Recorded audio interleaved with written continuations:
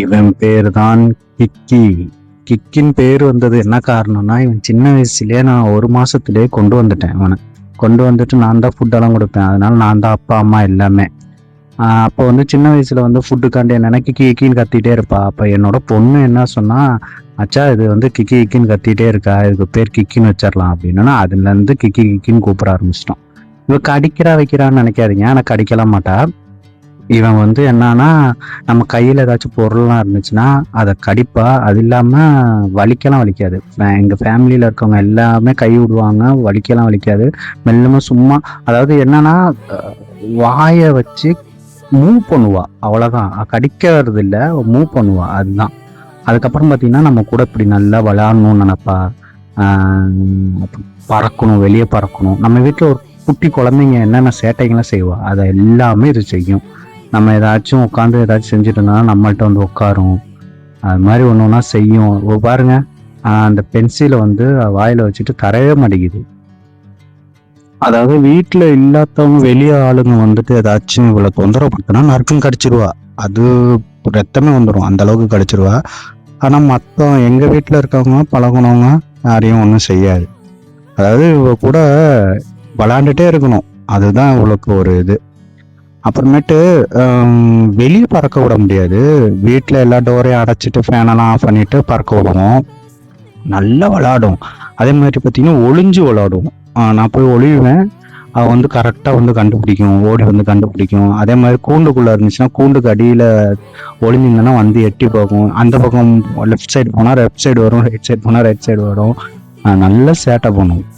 அது இல்லாமல் பார்த்தீங்கன்னா சும்மா லைட்டாக தான் கத்தும். அதுக்கு தேவையான விஷயம் எது எதுக்கு கத்தும்னா, ஃபுட்டு வேணும்னா கத்தும், வெளியே பறக்கணும் அப்படின்னா கத்தும், நான் விளையாடணும் அப்படின்னா அது கத்தி சொல்லும் நம்மள்கிட்ட. அது இல்லாமல் இதுக்கு ஒரு என்ன பழக்கம்னா, நான் தான் அதுக்கு அம்மா அப்பான்னு சொன்னேன்ல, நான் வண்டியில் வெளியே என் வண்டி சவுண்டு கேட்டாலே கத்த ஆரம்பிச்சிடும். வந்துட்டான்டாவன் அப்படின்ட்டு கத்தும். அதே மாதிரி பார்த்தீங்கன்னா கூண்டில் வந்து வெளியே இருக்க சொல்லி இது பண்ணும். அது இல்லாமல் இது என்னன்னா, சின்ன வயசுலேருந்து இந்த மாதிரி தோளில் வச்சு பழக்கிருக்கேன். அதனால தோளில் வந்து கரெக்டாக வந்து உட்காந்துக்கும். எங்கே நடந்தாலுமே பறக்காது, போன்னு சொன்னால் தான் பறக்கும். அது இல்லாமல் தலையிலையும் வச்சு பழக்கிருக்கேன். தலையிலையும் வந்து இதே மாதிரி வந்து உட்காரும், தலையில் வந்து உட்காரும், ஷோல்டரில் வந்து உட்காரும். அதே மாதிரி பார்த்தீங்கன்னா குளிக்கும். இது வந்து கொஞ்சம் தண்ணி வச்சு கொடுத்தாவோ இல்லை வாஷ் பேஷனில் தண்ணி திறந்து விட்டானோ போய் குளிக்கும், குடிக்கும். அதுக்கப்புறம் வந்து பார்த்தீங்கன்னா இது மாதிரி புக்கை விரித்து கொடுத்தோன்னா அதில் இருக்க அக்ஷரெல்லாம் பார்த்தீங்கன்னா போய் தின்ன பார்க்கும். அது மாதிரி இப்படி ரூமுக்குள்ளே திறந்து விட்டோன்னா ஏதாச்சும் ஒரு கட்டையில் போய் இது மாதிரி வந்து உட்காந்துக்கும். அதுக்கப்புறம் பார்த்தீங்கன்னா கையை நீட்டினா கூப்பிட்டா வரும், வருதா, கூப்பிட்டா வரும். கிக்கின்னு கூப்பிட்டா ஓடி வரும், கிக்கின்னு கூப்பிட்டா பறந்து வரும். அது மாதிரி கூப்பிட்டா கையில் ஏறி உட்காந்துக்கும். அதே மாதிரி ஷோல்டரில் உட்காந்துருப்போம். நம்ம எங்கே போனாலும் அங்கேயே உட்காந்துட்டே இருக்கேன். அது இல்லாமல் சின்ன பிள்ளைங்களை கண்டா ரொம்ப பிடிக்கும். அது என்ன, ஃபுட்டு நான் வந்து கையில் கொடுத்து இப்படி பழக்கியிருக்கேன். அதனால வந்து பார்த்தீங்கன்னா நல்லா கையில் கொடுப்போன்னு வச்சுக்கோங்களேன், நல்லா சாப்பிடுவோம். அதே மாதிரி மோளு என்னோட பொண்ணும் அதே மாதிரி தான், கூண்டுக்குள்ளே இருக்கும்போது கொஞ்சம் கொஞ்சம் கொடுத்தா அதையும் வாங்கி சாப்பிடும். அப்புறம் இதோட டீட்டெயிலை சொல்கிறேன். இது வந்து பார்த்தீங்கன்னா ஸ்மால் கண்ணூர்னு சொல்லுவாங்க. இது ஒரிஜினல் நேம் வந்து பார்த்தீங்கன்னா கிரீன் சைட் கண்ணூர்னு சொல்லுவாங்க. நாங்கள் கூப்பிடுறது கிக்கி கிக்கின்னு கூப்பிடுவோம், அது செல்ல பேர். இது வந்து சவுத் ஆப்பிரிக்கா நாட்டில் இருக்கிற பறவை. அது பிரேசிலு, அர்ஜென்டினா அங்கெல்லாம் இருக்கும். அதுக்கப்புறம் பார்த்தீங்கன்னா இது வளர்றது வந்து நீளம் வந்து 25லேருந்து 26 சென்டிமீட்டர் இருக்கும். வெயிட்டு வந்து பார்த்தீங்கன்னா 60லேருந்து 80 கிராம் வரைக்கும் இருக்கும். அப்புறம் சொல்லணும்னா இவரோட ஆயுள் காலம் வந்து பார்த்தீங்கன்னா நல்லா பராமரிச்சுன்னு வச்சுக்கோங்களேன், 20 வருஷத்துலேருந்து 30 வருஷம் வரைக்கும் நம்ம கூட இருக்கும். இதோட குணத்தை சொல்லணும்னா ரொம்ப பாசமாக இருக்கும், நல்ல புத்திசாலி.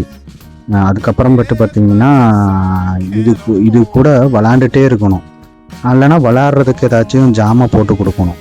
அப்புறமேட்டு நம்ம மனிதர்கள் கூடலாம் எளிமையாக பழகும். சில வார்த்தைகள்லாம் சின்னதாக கற்றுக்கும். கிக்கி கிக்கின்னு கூப்பிடுவோம்ல, அதுவும் கிக்கி கிக்கின்னு சொல்லும். இதுக்கு ஃபுட்டு வந்து பார்த்தீங்கன்னா மெயினாக டெய்லியும் தண்ணி வைக்கணும், சுத்தமாக இருக்கணும், கழுகி தண்ணி வைக்கணும். சூரியகாந்தி விதை கொடுக்கலாம், அதுவே உடச்சி தின்னுக்கும். கணவாய் ஓடு, அதாவது கட்டில் பொம்னு சொல்லுவாங்களா, அது கீரை வகை கொடுக்கலாம். ஆப்பிள், கேரட்டு, திராட்சை, சோளக்கரு, மாம்பழம், பெரிய ஐட்டம் கொடுக்கலாம். இதெல்லாம் நான் கொடுத்துருக்கேன். அதனால் இதெல்லாம் வந்து அது சாப்பிடும், எல்லாமே நல்ல ஐட்டம்ஸு அதெல்லாம் சாப்பிடும். அதுக்கப்புறம் பார்த்திங்கன்னா நம்ம இட்லி, தோசை, சோறு இது நம்ம சாப்பிடும்போது பார்த்திங்கன்னா வந்து பக்கத்தில் வந்து உட்காந்து அதுவே எடுத்து தின்னும். ஆனால் அது கொடுக்கக்கூடாது.